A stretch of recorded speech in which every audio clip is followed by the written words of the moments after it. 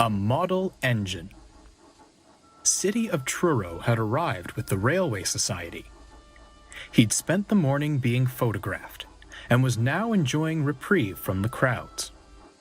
I'm honoured to be thought of in such a high regard, but I do prefer the company of engines, especially a fellow Westerner like yourself.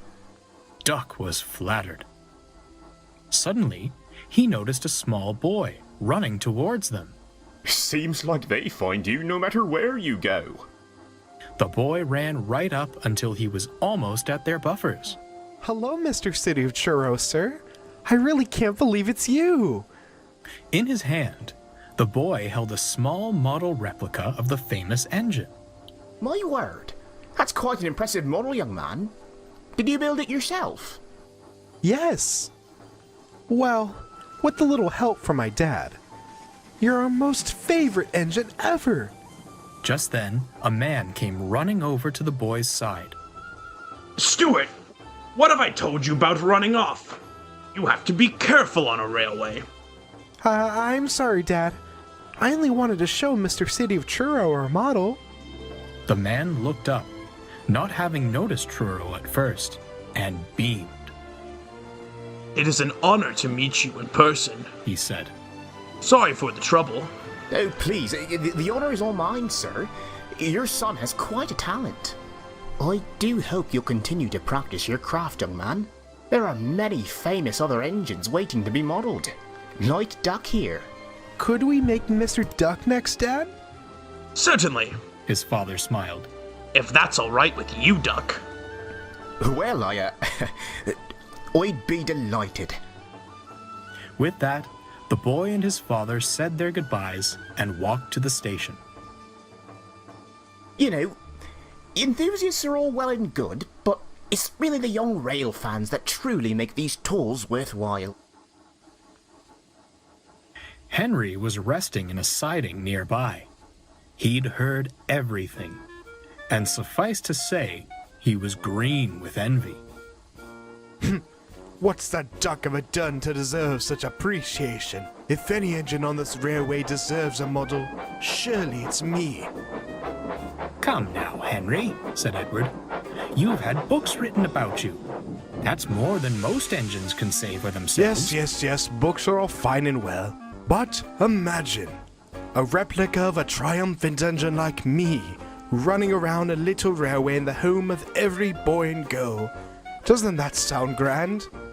Edward didn't wish to argue, so he went quietly back to work. Soon, Henry's crew arrived to ready him for his next train. Guess what, old boy? We're taking a train tomorrow for the Railway Society. They specifically requested you to take it. A special train!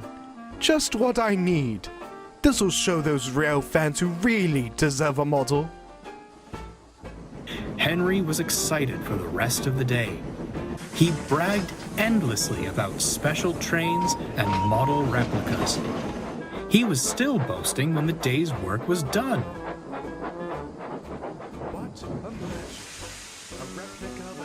Good gracious. Oh dear. I'm sorry you had to witness this. I'd have thought Sodor engines would act more dignified in the presence of an honoured guest. When you've travelled as much as I have, you'll find this behaviour exists on all railways. Suddenly, the shed was silent. Henry had talked himself to sleep. Henry woke next morning to find warmth spreading through his boiler. He yawned and was about to say good morning when he heard snickering from within the shed. He found the others looking at him with wicked smiles. What's gotten into you lot? His driver walked up, trying to stifle a laugh. Not you two. The fireman came round and held up a mirror. What is the meaning of this? A boxy wooden structure clung to his smokebox and running boards. It seems some details were missed about today's special train. This is equipment that engineers use to test the engine's performance. The Railway Society heard about your rebuild and asked if they can monitor how well you run. That's why they chose you. Henry scowled. Duck and Truro tried to stay composed, but Gordon and James were in hysterics. Henry spent the day traveling up and down the main line with the stopping service. The members of the Railway Society took turns riding in the wooden structure and monitoring his performance. They had a wonderful time, but Henry just felt silly. Have you left Henrietta behind today, Toby? It's only you, Henry. Much to Henry's relief, the engineering equipment was removed when the day was done. No one said a word as he backed into the shed. They just smirked at him. He felt very annoyed. Next morning, as the engines were being readied, Duck noticed the little boy and his father walking towards the shed. Hello. It's nice to see you again. You haven't made a model of me already, have you? Sorry, Duck. The man said. Your model's on hold. A more pressing project presented itself. Duck was puzzled. What sort of project, sir? Go on, Stuart. He urged the boy. Show them. The boy held out his hand. Look, Mr. Henry, it's you. Henry was speechless. It was a model of him, all right, but it was fitted with the engineering equipment.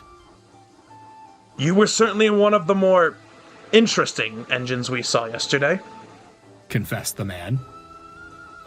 So, you got your wish after all, Henry, winked Edward. What do you think of that? I know one thing. I'm glad the thin clergyman isn't around to see this. Everyone laughed.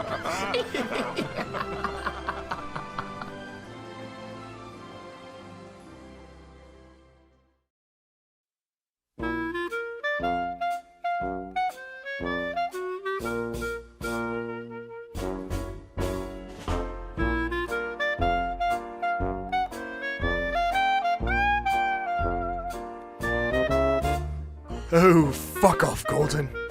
To hell with you. Oh, this is equipment engineers used to... Fuck, okay, sorry, that was too quick. Oh, the old... Oh. I'd thought Sodor engines would act more dignified in the honor... In the Why do I keep mixing honor and presents? Ah! Oh, yes, those are very nice flowers indeed. Oh, yes. Oh, splendid station. Very splendid.